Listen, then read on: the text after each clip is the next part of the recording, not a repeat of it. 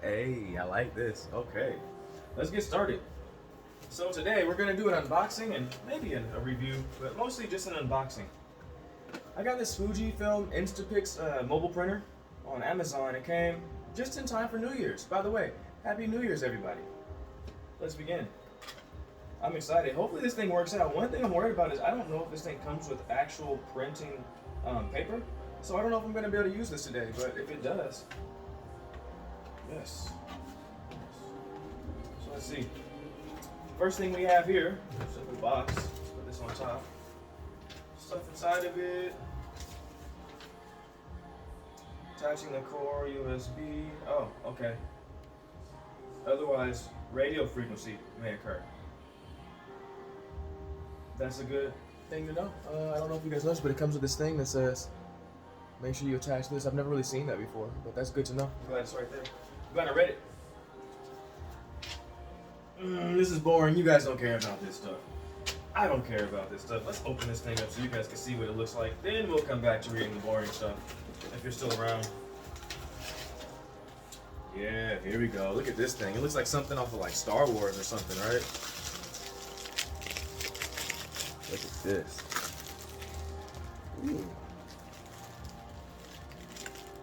Let's see this thing. So that's the printer, yeah. Let's see what else is in here. I think this is a little battery. Huh. USB. And that radio frequency thing that they were mentioning to plug around before you install it. I don't know if you guys care to stick around and watch the install, but that's pretty much what's in the box.